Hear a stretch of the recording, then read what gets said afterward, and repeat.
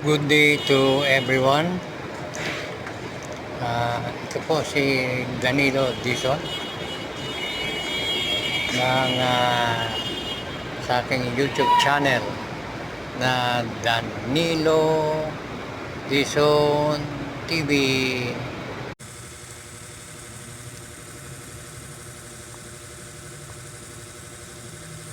Sige kong gawin yung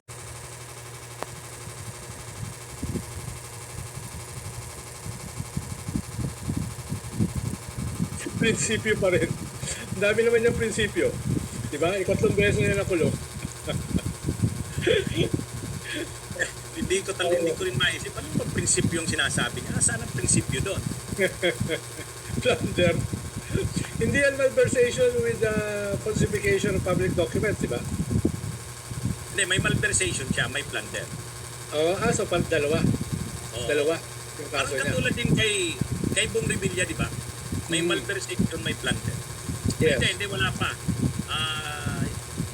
May yung plunder ni Bong Revilla nakaano pa na preliminary investigation, di ba? Kaya umaattend pa siya doon sa DOJ. Si Bong Revilla pinadala pa ng BJMP sa DOJ kasi may preliminary investigation sa plunder. Okay? Tama. Pero ang naikaso na kay Bong Revilla, graft at saka malversation. Ang problema yung malversation niya, malaking amount. Kaya unbailable. Ang nakapag-bail siya doon sa graft. Yes. Pero problema, may plunder din siya. Kaya anyway, itong kay Jinggoy, ano na to?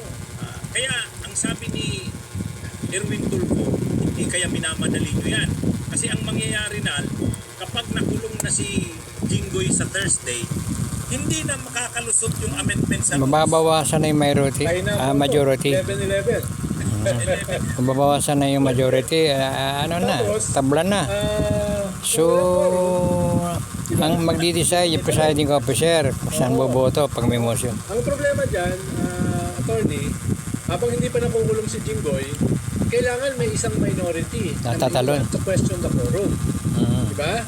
Kung may isang minority na matitira, tapos yung 12 na majority ay nandun, hindi magkakaroon ng quorum. Ayun nga, So medyo Soto. turn sila sa tactics yung minority. Dahil na, Nagpaiwan si kung wala Soto sila, nung nag-walkout. kung wala sila doon, walang quorum. Pero wala namang magka-question ng quorum. Kung sa kanila, wala. Katulad ng ginawa ni Tito Soto Soto kanina. nagpaiwan Nag-iwan para questionin yung quorum. ng quorum. Okay. So yan ang dilemma.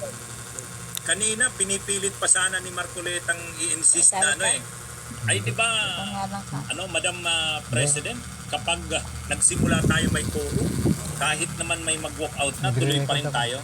Ay nilikturahan sila ni Senate Minority Leader Tito Soto, talagang veterano rin. Sabi niya, yung question ng quorum at saka yung question, yung pag-move ng adjournment, nangungunang motion yan.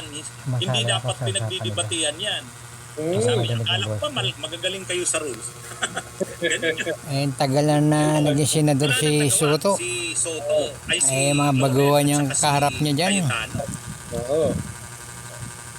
Kaya higit 10 taon na si Soto na nasa Senate No. Panahon pa ni Erap nung speech mo ni Erap, andyan na Soto na yun. Pero ang isa pang maganda na nalinaw kanina, yung case ni Lapid, ni Senador Lito Lapid, ay di ba kahapon, Inahabol pa ni Marcoleta. hinihila ni Marcoleta si Lapid kasi paalis na sana si Lapid. Tapos parang nililigawan nila si Lito Lapid. Kaya lang kanina, nag-manifest si Lito Lapid. Ang galing mo. Sabi niya, remain ako sa minority, hindi ako lilipat.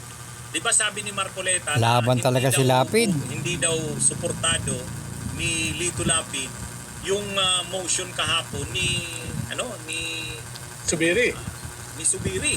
Ay nilinaw kanina ni Lito Lapid. Sabi niya, hindi ako lilipat. Minority ako. Puputo ako para sa motion. Kaya ko may potohan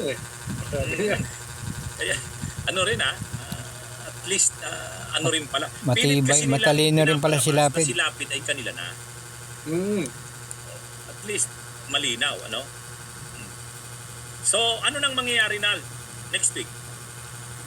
Hindi, Well, tagilid pa rin yung si Cayetano. siyempre, Anytime maging pwedeng crucial papalitan pag may tumuron. Makukulong na ba si Jinggoy? Lalo na pag may nakulong, Susunod bawas ba na sila. Si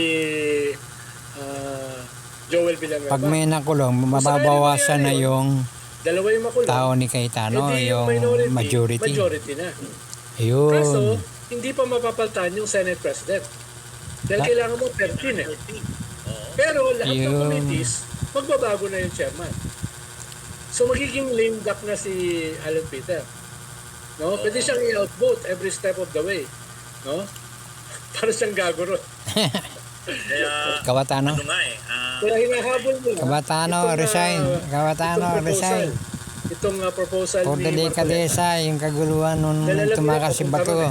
Command responsibility, dapat Cayetano. Tapos ang sasabihin Resign ka na. persecution, martial law na. Eh, itong mga kaso nila, last year pa ito eh. Di ba? Itong kaso ni Marcoleta, dati pa to eh. Susi, At sa kanya lang galing Dominic. yung ebidensya. Oo. Madaldal kasi siya, nahuli siya sa bunganga. Doon sa Comelec. Nahuli siya sa bunganga, yung salain niya. Yung pala, Hindi na-report yung lahat ng pera sa salain. Ano nga sabi nga tapos ni... Sinungaling si Marcoleta. Madaya. Mike, Ayaw ideklara yung tamang paid installments kahit yung walang mga pera credit niya, card. hindi Release diniklara yan. lahat. Is Yung the leading 75 buy now, million pay later donation app in na the tanggap niya. This consumer finance app Hindi aims to niya empower Filipinos diniklara. with accessible and Kaya yun, doon siya may kaso. Plunder. ito? Si Indirect Mike, bribery. yung kasama niya nakasuhan? Si Mike Defensor.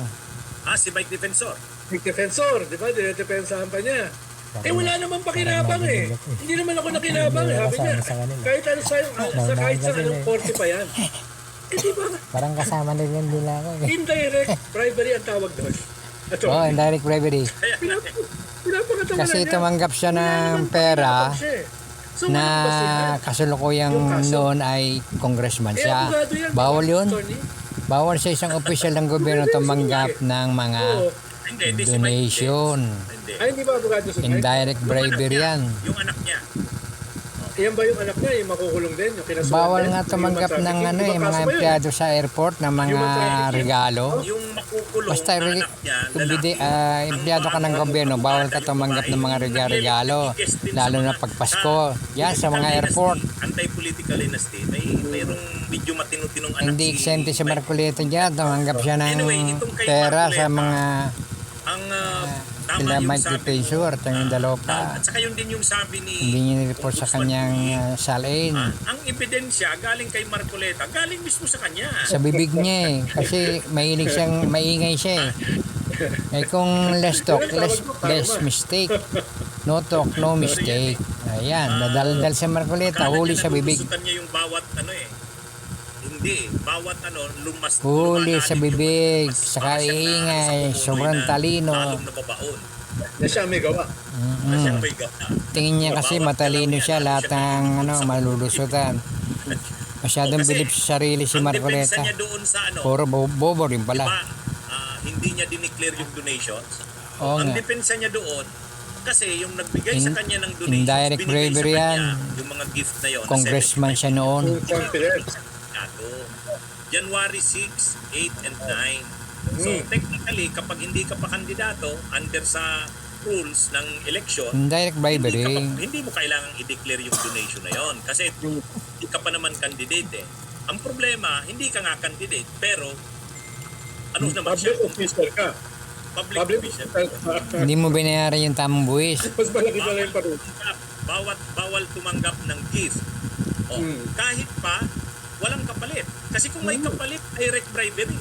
O, kung walang kapalit, indirect bribery. So, Pasok ano yun? si Marcoleta. At hindi lang yung batas ang malinaw dyan. Yung president, yung jurisprudence, malinaw dyan. Kaya hindi ko maintindihan ito si Mike Defensor. Kahit pinakamagaling pa ng abogado sa Pilipinas, ang kunin nila, hindi mananalo yung kaso na yan. Sabi niya, yabang, di ba? Ngayon, asa na si Mike Defensor? Ano yan na... Umiyak na. Pero Anong masasabi mo? Ang yabang din ni Marcoleta, kahit daw anong mangyari, hindi daw siya titiklop. Anong masasabi mo dyan, Al? Hindi, matapang siya. Kumpara kay Jinggoy. Okay lang naman yung tapang. Siya ng iglesia.